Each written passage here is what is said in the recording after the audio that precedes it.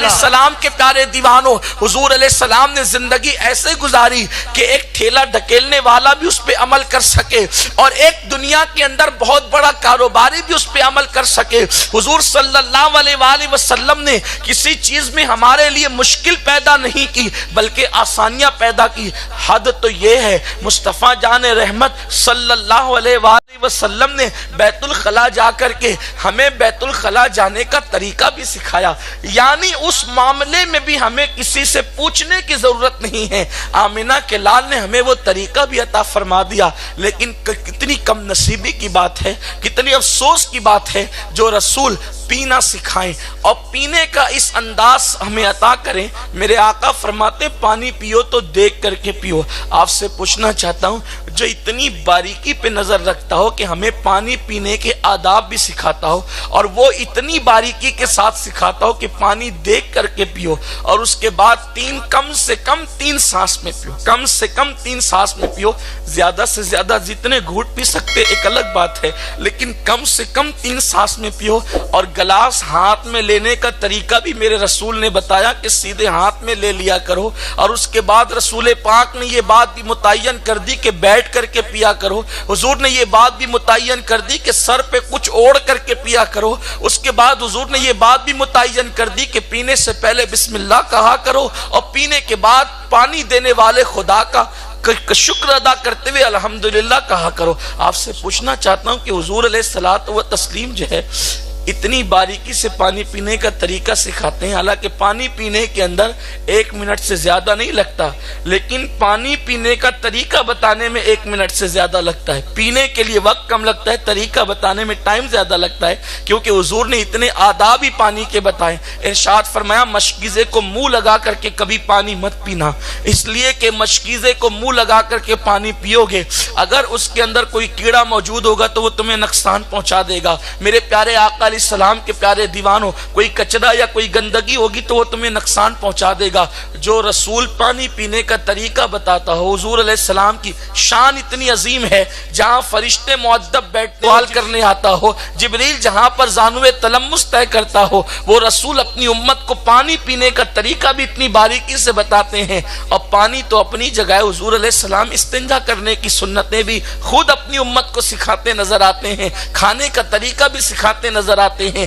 لیکن اس کے باوجود اس امت کو ہم کیا نام دیں، اس قوم کو ہم کیا نام دیں، اس قوم کے ماننے والوں کو کیا نام دیں کہ حضور علیہ السلام نے اتنی باریکی سے ہمیں زندگی گزارنے کا طریقہ بتایا کہ اللہ کے حبیب علیہ السلام یہاں تک فرماتے ہیں سونے لگا کرو تو چراغ بجھا دیا کرو، اس لیے کہ اگر کوئی چراغ بجھائے بغیر سو جائے اور اس کے گھر میں آگ لگے تو ہم ذمہ دار نہیں۔ حضور علیہ السلام نے سونے سے پہلے چراغ بجھانے کا حکم خود عطا فرمایا۔ یعنی آپ دیکھیں تو صحیح، اللہ کے حبیب صلی اللہ علیہ وسلم کتنی چھوٹی چھوٹی بظاہر باتیں بتاتے ہیں، حالانکہ بڑا ٹیچر چھوٹی باتیں نہیں بتاتا، بڑے ڈگری کا ٹیچر چھوٹی باتیں نہیں کرتا، بڑا خطیب چھوٹی باتیں نہیں کرتا، لیکن شان یہ ہے میرا نبی خطیب الانبیاء ہیں، میرا نبی خطیب الانبیاء ہیں، خطیب الخطباء ہیں، نبی الانبیاء ہیں، لیکن شان یہ ہے کہ اپنی امت کو سب کچھ سکھا رہے، کیونکہ جانتے میں نہ سکھاؤں گا تو کون سکھائے گا۔ اس کے باوجود بھی اس قوم کے اندر ابھی یہ عنصر باقی ہے کہ جب وہ زندگی گزارنے لگتے ہیں تو کسی نہ کسی سے کچھ سیکھنے کی کوشش کرتے ہیں، سیریل سے کچھ سیکھ لیں، فلم سے کچھ سیکھ لیں، دوسروں سے کچھ سیکھ لیں، جبکہ اسلام نے اس کی سختی سے ممانعت کی ہے۔ اگر آپ کسی دوسرے مذہب سے کوئی چیز لے کر اس پر عمل کرتے ہیں تو اللہ کے رسول آپ کو اسلامی برادری سے باہر کرتے ہیں۔ بات یہ خاص ہے جو آج آپ سے بات کرنی ہے، وہ یہ ہے کہ اگر آپ نے کسی مذہب سے کوئی چیز لے لی اور آپ نے اس پہ عمل کیا تو حضور اتنے ناراض ہوتے ہیں کہ اللہ کے رسول صلی اللہ علیہ وآلہ وسلم آپ کو اس برادری میں کہتے ہیں اب ادھر کا تو ہو جا، تجھے تیری ضرورت اسلام کو نہیں ہے۔ مثال کے طور پر آپ کسی مذہب سے کوئی چیز بے عین ہی نہیں لے سکتے اور اس پر عمل نہیں کر سکتے، اس لیے کہ کسی بھی مذہب سے مشابہت اسلام کے اندر حرام ہے۔ اللہ کے حبیب صلی اللہ علیہ وسلم نے یہاں تک مخالفت کی، فرمایا کہ داڑھیوں کو بڑھاؤ، مونچھوں کو پست کرو اور یہودیوں کی مخالفت کرو۔ یہاں پر یہ بات نہیں کہی گئی بظاہر یہ بات نہیں کہی گئی کہ موچوں کو پست کرو، داڑھیوں کو بڑھاؤ اور اسلام پر عمل کرو، نہیں، بلکہ فرمایا یہودیوں کی مخالفت کرو، اس لیے کہ اسلام یہ بتانا چاہتا ہے کہ جب اللہ رسول کے دشمنوں کی مخالفت ہوگی تو اسلام دل میں خود بخود گھر کر جائے گا۔ اور یہ جو آیہ کریمہ نازل ہوئی ہے ادخلوا فی السلم کافہ، یہودیوں نے اپنی خود ساختہ شریعت میں یہ بات گڑھ لی تھی کہ اونٹنی کا دودھ پینا حرام ہے اور اونٹ کا گوشت کھانا حرام ہے۔ جب عبداللہ ابن سلام مسلمان ہوئے تو بچپنے سے یہ جو چیز ان کے دل و دماغ میں بھری ہوئی تھی اس سے بچپنے سے نفرت تھی، اسلام قبول کیا تو دل میں خیال، اونٹ کا گوشت اسلام میں فرض واجب نہیں، اونٹنی کا دودھ اسلام میں فرض واجب نہیں، تو اگر میں نہیں پیتا تو میرے دین پر کیا فرق پڑتا؟ اللہ نے آیت نازل فرمائی، اے کلمہ پڑھنے والے، ایمان کے زمرے میں تو شامل تو ہو گیا کیونکہ تو دل سے اسلام لایا ہے، تو نے دل سے اسلام قبول کیا ہے، مگر ادخلوا فی السلم کافہ، جس کو میرا محبوب پسند کرے اور تو نہ پسند کرے یہ نہیں ہو سکتا۔ اور پھر محمد عربی کا کلمہ پڑھ کے تو یہودیوں کے نقطۂ نظر پہ قائم رہے، یہودیوں کی اس فکر پہ قائم رہے، یہ نہیں ہو سکتا۔ ادخلوا فی السلم کافہ، اسلام میں پورے داخل ہو جاؤ۔ اور اس فعل کو کدھر لے گیا اسلام؟ اس فعل کے بارے میں قرآن کا لہجہ کیا ہے؟ یہ تم کیوں کر رہے ہو؟ کیوں کر رہے ہو؟ تو کہا وَلَا تَتَّبِعُوا خُطُوَاتِ الشَّيْطَانِ،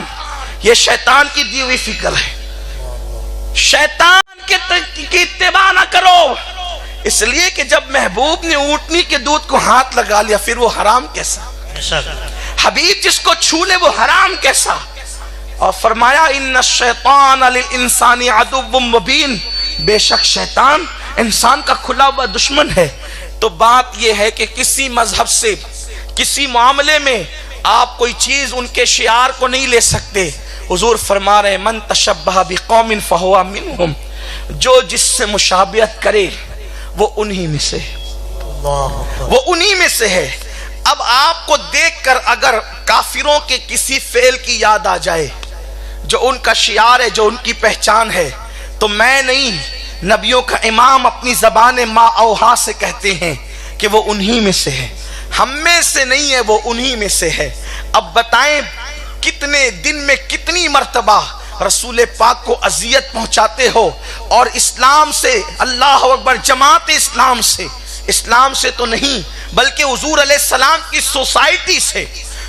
اسلام سے نہیں، حضور کی سوسائٹی سے، حضور کی محبوب امتی ہونے سے، حضور کے مقبول غلام ہونے کی فہرست سے خارج کیے جاتے ہو۔ آقا فرماتے وہ انہی میں سے ہے۔ اب آپ بتائیں ہمارا انداز نماز پڑھنا دیکھ کر، توجہ فرمائیں، ہمارا انداز نماز پڑھنا دیکھ کر اگر کسی یہودی کا نماز پڑھنے کا طریقہ یاد آ جائے تو وہ نماز نہیں بلکہ وہ گناہ ہے اور وہ تمہارے منہ پر پھینک ماری جائے گی۔ اس لیے کہ عبادت میں بھی رسول پاک نے ان سے مشابہت کو گوارا نہیں فرمایا، بلکہ اتنی بھی مشابہت گوارا نہیں فرمائی۔ اللہ کے حبیب کی معصوم ادا ہجرت سے پہلے یہ تھی کہ حضور جب اپنی زلفوں کو سنوارتے تھے تو اس کے اندر مانگ نہیں نکالتے تھے، اور حضور کو مانگ نہ نکالنا پسند تھا۔ کم و بیش اللہ کے حبیب نے 53 سال تک زلفیں یوں سنواری کہ زلف معمبری کے اندر کبھی مانگ نہیں نکلی، اس لیے کہ اس میں حضور کو حسن زیادہ لگتا تھا، اس میں حضور کو خوبصورتی زیادہ لگتی تھی۔ 53 سال تک مانگ نہ نکالی، لیکن جب مدینہ منورہ تشریف لے گئے تو دیکھا کہ یہود جب بال سنوارتے ہیں تو وہ مانگ نہیں نکالتے۔ تو مصطفیٰ جان رحمت کو یہ بھی گوارا نہ ہوا کہ یہودیوں کے سر اور ہمارے سر ایک جیسے نظر آئے، تو حضور نے فرمایا 53 سال تک مانگ نہ نکالی تھی مگر ان بدبختوں سے مشابہت نہ ہو جائے، اب ہم مانگ نکالیں گے تاکہ ان کے سر الگ نظر آئے، ہمارے سر الگ نظر آئے۔